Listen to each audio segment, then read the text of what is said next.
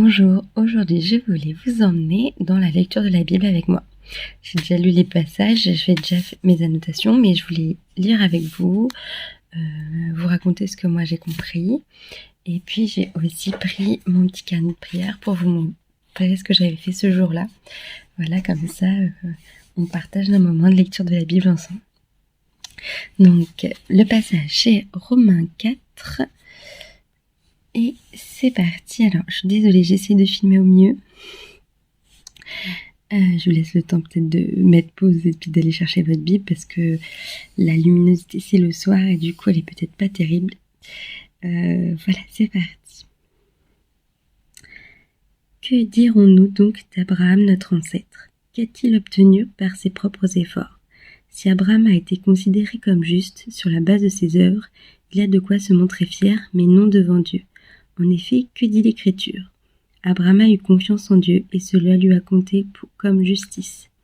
Or, si quelqu'un accomplit quelque chose, le salaire est porté à son compte non comme une grâce, mais comme un dû. Par contre, si quelqu'un ne fait rien, mais croit en celui qui déclare limpie, sa foi lui est comptée comme justice. De même, David exprime le bonheur de l'homme à qui Dieu attribue la justice sans les œuvres. Heureux ceux dont les fautes sont pardonnées et dont les péchés sont couverts. Heureux l'homme à qui le Seigneur ne tient pas compte de son péché. Donc j'ai surligné le verset 5. Par contre, si quelqu'un ne fait rien, mais croit en celui qui déclare juste limpide, sa foi lui est considérée comme juste. C'est fou de dire que celui qui fait rien est considéré par sa foi comme juste. On vit dans une société, je pense que même dans nos églises, on est beaucoup centré sur le faire et ce faire-là définit si on est juste ou non. Alors qu'en fait pour Dieu c'est pas du tout la même façon de penser en fait. Pour Dieu, à partir du moment où on a la foi, on est considéré comme juste et ça n'a rien à voir avec nos œuvres et on pourrait ne rien faire que ce serait quand même le cas. Je continue la lecture. Ce bonheur n'est-il que pour les circoncis ou bien est-il également pour les incirconcis? En effet, nous disons que la foi d'Abraham lui a été comptée comme justice. Quand donc a-t-elle été portée à son compte? Est-ce après... je suis désolée, j'ai mal à dire. Était-ce après ou avant sa circoncision? Ce n'était pas après sa circoncision, mais bien alors qu'il était incirconcis. Il a reçu le signe de la circoncision comme le gage de la justice qu'il avait obtenue par la foi, alors qu'il était incirconcis. Il est ainsi le père de tous les incirconcis qui croient, afin que la justice soit aussi portée à leur compte.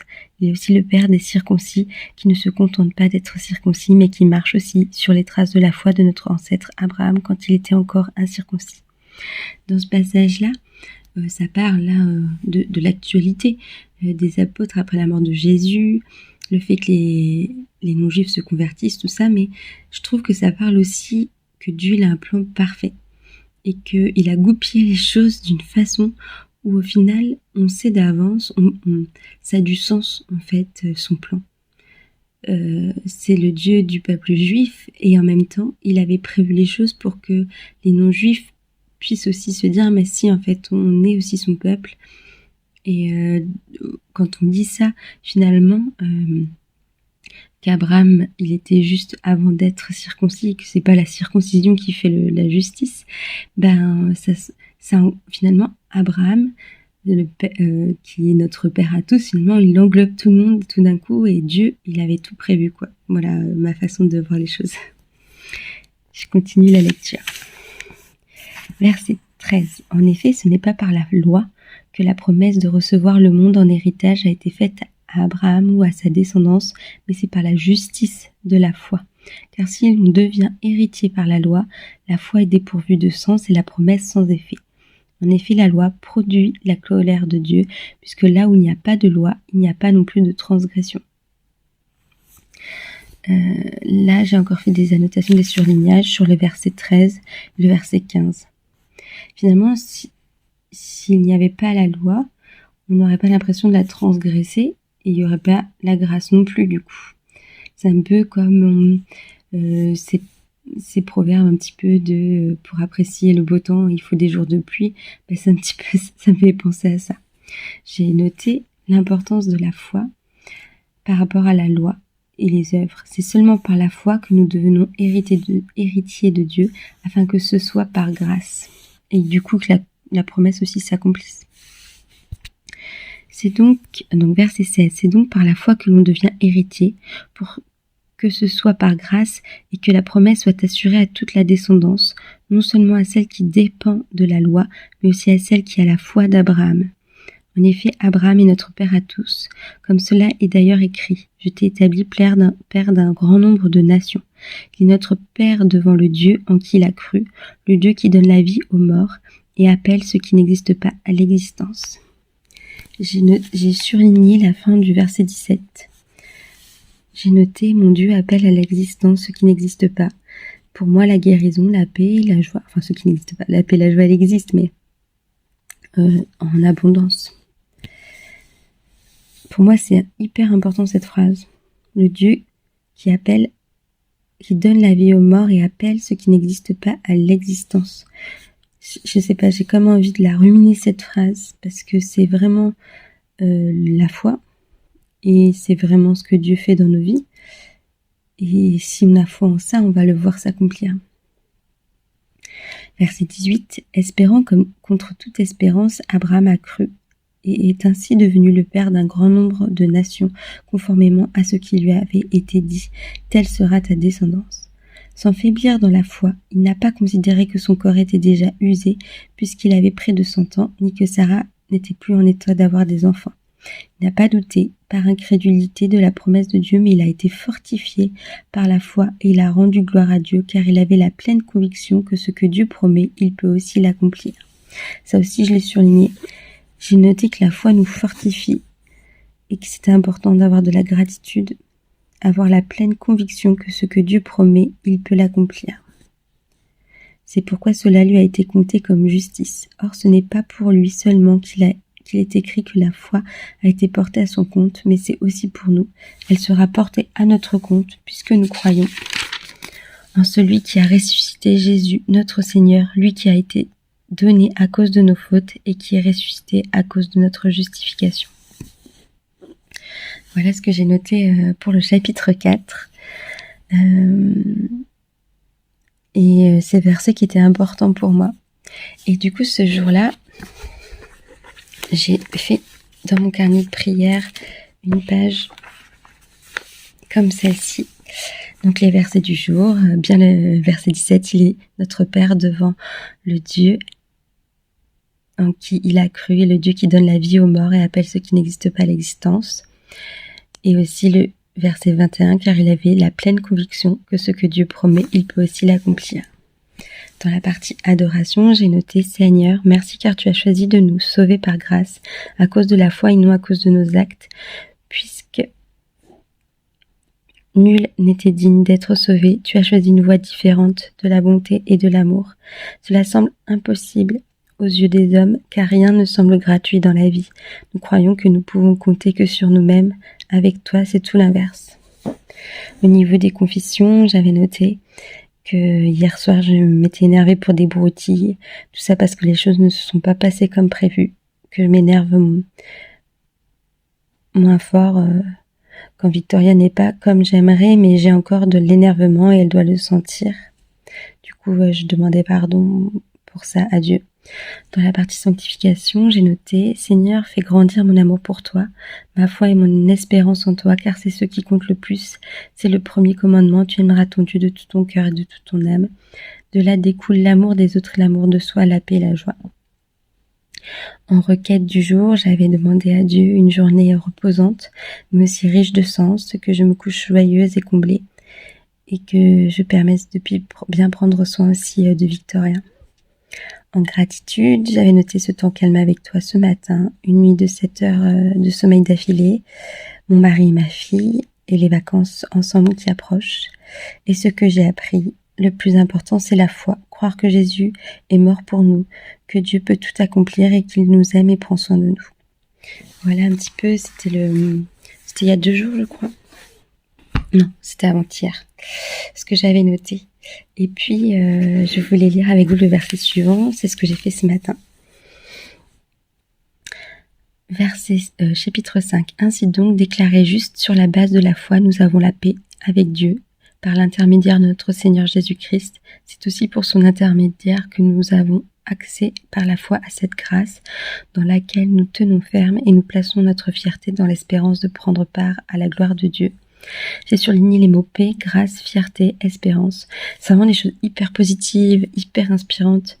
Vraiment, on sent que l'homme, surtout quand on regarde pas mal les réseaux, on sent que l'homme, il aspire à ça. La paix, la grâce, la fierté, l'espérance. Et du coup, j'ai trouvé ça important. J'ai noté à côté, nous sommes justes par la foi, la paix avec Dieu à cause de Jésus-Christ. C'était les points que je trouvais importants. Verset 3, bien plus, nous sommes fiers même de nos détresses, sachant que la détresse produit la persévérance la victoire dans l'épreuve et la victoire dans l'épreuve l'espérance. Or cette espérance ne trompe pas parce que l'amour de Dieu est déversé dans notre cœur par le Saint-Esprit qui nous a été donné. Là, j'ai tout surligné, j'ai noté que là, c'était dur d'être fier de nos détresses. C'est vrai qu'on n'apprend pas ça dans la vie. On apprend plutôt à avoir honte de nos détresses. On a tendance à pas le montrer, à se débrouiller par nous-mêmes. Et là, on devrait être fier, en fait, de ces détresses parce que cette détresse emmène la persévérance, la victoire, l'espérance. Et l'espérance augmente l'amour de Dieu déversé par le Saint-Esprit. Finalement, c'est un cercle vertueux alors qu'on part de quelque chose de très négatif au départ. Je trouve que quand on souffre de maladies, ou même je trouve en santé mentale, parce que je suis psychologue et je vois beaucoup de gens qui souffrent dans leur psychisme, ces phrases-là, elles sont hyper encourageantes. Ce qui vous arrive, c'est pas parce que vous êtes plus nul qu'un autre, c'est parce que tout ça va découler aussi plein de choses positives et vous pouvez être fiers de vivre ça. Verset 6, en effet, alors que nous étions encore sans force, Christ est mort pour des pécheurs au moment fixé. À peine mourrait-on pour un juste, peut-être accepterait-on de mourir pour quelqu'un de bien. Mais voici comment Dieu prouve son amour envers nous, alors que nous étions encore des pécheurs, Christ est mort pour nous. Puisque nous sommes maintenant considérés comme justes grâce à son sang, nous serons à bien plus forte raison sauvés par lui de la colère de Dieu. En effet, si nous avons été réconciliés avec Dieu grâce à la mort de son Fils, lorsque nous étions ses ennemis, nous serons à bien plus forte raison sauvés par sa vie maintenant que nous sommes réconciliés. Bien plus, nous plaçons notre fierté en Dieu par notre Seigneur Jésus-Christ, par qui maintenant nous avons reçu la réconciliation. J'ai rien noté, tout est important de toute façon. C'est vraiment le message du salut et il n'y a rien à dire. Verset 12. C'est pourquoi de même que par un seul homme le péché est entré dans le monde et par le péché la mort, de même la mort a atteint tous les hommes parce que tous ont péché. En effet, avant que la loi ne soit donnée, le péché était déjà dans le monde. Là, ça m'a tilté. Je me suis dit, mais bien sûr. Et au final, c'était juste pas pris en compte, mais c'était déjà là. Après, je me demandais du coup... le fait qu'il la règle de pas manger de l'arbre de la connaissance, est-ce que c'était déjà une règle et une loi et que du coup il y avait déjà une loi, mais je pense qu'il se base vraiment par rapport à la loi donnée par Dieu au niveau de Moïse, parce qu'après il est dit or le péché n'est pas pris en compte quand il n'y a pas de loi, pourtant la mort a régné depuis Adam jusqu'à Moïse. C'est là où je me suis dit en fait il prend en compte la loi qui arrive à Moïse et pas la règle du jardin d'Éden. Même sur ceux qui n'avaient pas péché, par une transgression semblable à celle d'Adam, qui est l'image de celui qui devait venir. Mais il y a une différence entre le don gratuit et la faute. En effet, si beaucoup sont morts par la faute d'un seul, la grâce de Dieu et le don de la grâce qui vient d'un seul homme, Jésus-Christ, ont bien plus abondamment été versés sur beaucoup. Il y a une différence entre ce don et les conséquences du péché d'un seul. En effet, c'est après un seul péché que le jugement a entraîné la condamnation, tandis que le don gratuit entraîne l'acquittement après un grand nombre de fautes. Si par un seul homme, par la faute d'un seul, la mort a régné, ceux qui reçoivent avec abondance la grâce et le don de la justice régneront à bien plus forte raison dans la vie par Jésus-Christ lui seul. Là, j'ai tilté sur le mot « régneront ». Je sens qu'il y a quelque chose en fait dans ce verset d'important et j'arrive pas vraiment à mettre le doigt dessus. D'ailleurs, si ça vous parle à vous, n'hésitez pas à me dire en commentaire ce que vous en pensez. Est-ce que ça veut dire que parce que nous sommes sauvés par la grâce, nous régnons dans cette vie? Je sais pas, ça m'interpelle. Et je sais pas quoi en penser encore. Voilà. Ainsi donc, de même que par une seule faute la condamnation a atteint tous les hommes, de même par un seul acte d'acquittement la justification qui donne la vie s'étend à tous les hommes. En effet, tout comme par la désobéissance d'un seul homme, beaucoup ont été rendus pécheurs, beaucoup seront rendus justes par l'obéissance d'un seul.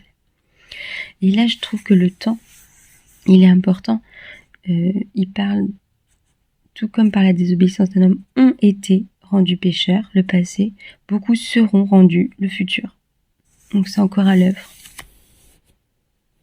Et c'est bien par l'obéissance d'un seul, et pas par notre obéissance, rendu juste par l'obéissance d'un seul. C'est que l'obéissance de Jésus qui fait qu'on est sauvé, et pas notre obéissance à nous. L'intervention de la loi a entraîné la multiplication des fautes, mais là où le péché s'est multiplié, la grâce a surabondé.